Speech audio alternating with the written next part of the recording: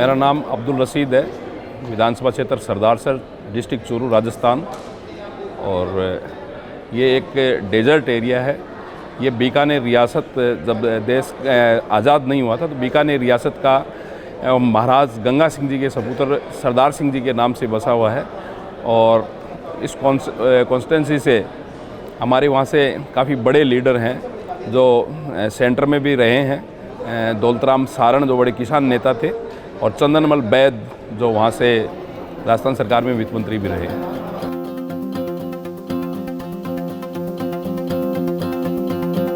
ये एक बहुत अच्छा नवाचार है। इसमें लेजिस्लेटिव असेंबली में जो लोग जनता से चुन के आते हैं, विधायिका में आने के बाद में उनको ये पता रहना चाहिए कि क्या कुछ एडिकेट्स हैं, विधायिका क्या कर सकती है, क्या नहीं कर सकती है। जो रूल्स विधायिका में बनाए जाते हैं वो क्या जनता के हित में है, विधायिका के क्या एडिकेट्स होते हैं, कैसे उसको फॉलो किया जाता है। लोकतंत्र में जब हम विधायिका के सारे रूल रेगुलेशन को समझ पाएंगे तो मेरा ये मानना है कि हम लोकतंत्र में एक अच्छा प्रशासन, एक अच्छी राजनीतिक व्यवस्था दे सकेंगे।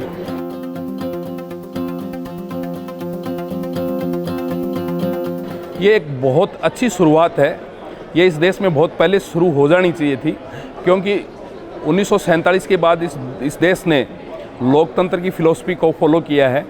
और लोकतंत्र में जब हम अगर हमारी यूथ को पॉलिटिकल एजुकेशन नहीं दे पाएंगे तो हम कैसे संभव है कि इस देश में लोकतंत्र की व्यवस्था बनी रहेगी। यहाँ कैरियर के रूप में डॉक्टर बनते हैं, इंजीनियर बनते हैं, बड़े बड़े अनेकों जॉब है, एडवोकेट्स बनते हैं, लेकिन राजनीतिक क्षेत्र में कोई ऐसा प्रोफेशनल स्टडी नहीं हो पा रही है। तो मेरा ये मानना है कि अगर ये नई शुरुआत हमने की है तो ये यूथ के लिए नहीं, ये देश के और दुनिया के लोकतंत्र के लिए एक बहुत अच्छी शुरुआत है।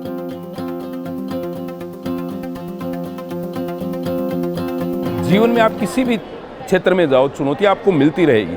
आपका टारगेट एक होना चाहिए, आपकी नीति में फ़र्क नहीं होना चाहिए। चुनौतियाँ आती रहती है, जीवन के हर क्षण में चुनौतियाँ रहती है। हमारा लक्ष्य एक था कि हमें जनता की सेवा करनी है, मूल लोकतंत्र को फॉलो करना है। उसमें जो भी चुनौतियाँ है उसका सामना किया।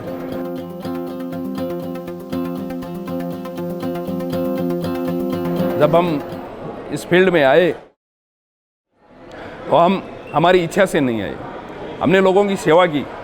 और लोगों ने जब ये कहा कि नहीं, आपको हमारे पीछे नहीं, हमारे आगे आगे खड़ा होना है, आपको अगुवाई करनी है, तो लोगों की डिमांड पे हमने इलेक्शन लड़े, न कि हम हमारी चॉइस से आए थे।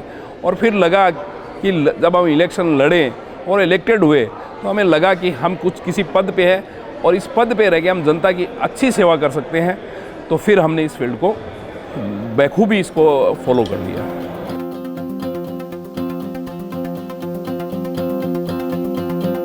श्रीमती इंदिरा गांधी, महात्मा गांधी और जवाहरलाल नेहरू, एक ऐसे व्यक्ति को फॉलो कर रहा हूँ जिसका नाम महात्मा गांधी है। दुनिया के 150 देशों में जिस व्यक्ति की या तो मूर्ति है, या उनके नाम से इंस्टीट्यूट है, या उनके नाम से किसी न किसी प्रकार की कोई डिग्री या कोई कोर्स चल रहे हैं, जिस व्यक्ति ने 1.5 मीटर कपड़े में पूरी दुनिया को नाप दी, पूरी दुनिया को लोकतंत्र सिखाया, और जो तोप और तलवारों की लड़ाई थी उस लड़ाई को शांति के मार्ग से उन लोगों को परास्त किया। और ऐसा व्यक्तित्व है भारत में पैदा होना, और उस भारत में पैदा होना हमारा सौभाग्य है कि हम उस देश में पैदा हुए जिसमें महात्मा गांधी पैदा हुए। और राजनीति और लोकतंत्र में उनसे बड़ा आइडियल दुनिया में कोई नहीं हो सकता। ये बात मैं नहीं, नेल्सन मंडेला ने कोट की थी जब दक्षिण अफ्रीका आज़ाद हुआ था।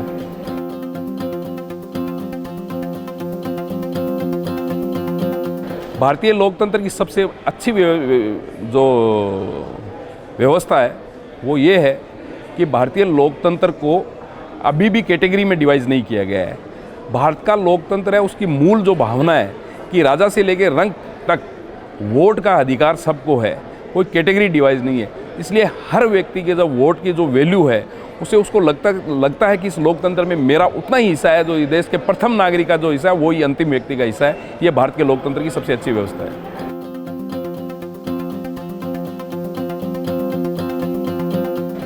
लोग दीन दुखी,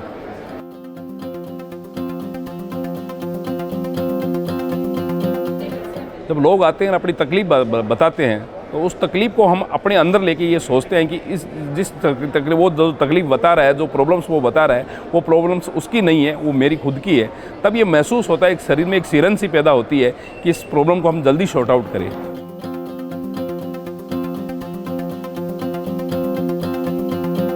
राजनीतिक क्षेत्र में युवाओं को आना चाहिए और भारत की जो विरासत है, मैं बहुत महत्वपूर्ण बात बताने जा रहा हूँ कि भारत के लोकतंत्र को जिन लोगों ने जिंदा किया है, वो चाहे जवाहरलाल नेहरू हो, महात्मा गांधी हो, सरदार वल्लभ भाई पटेल हो, लाल बहादुर शास्त्री हो, उनकी बायोग्राफी पढ़नी चाहिए।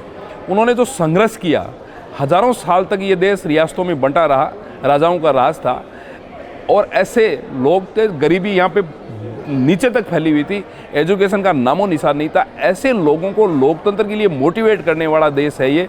तो हमें ये जो इस देश को, लोकतंत्र को यहाँ तक जो लोग लेके आए हैं, हमें उन लोगों का इतिहास ज़रूर पढ़ना चाहिए और उनके इतिहास को पढ़ने के बाद में हमें बहुत सी बातें अपने कैरियर में सीखने को मिलेगी और युवा जो है वो इस देश को निश्चित रूप से राजनीति में आगे बढ़ाएगा।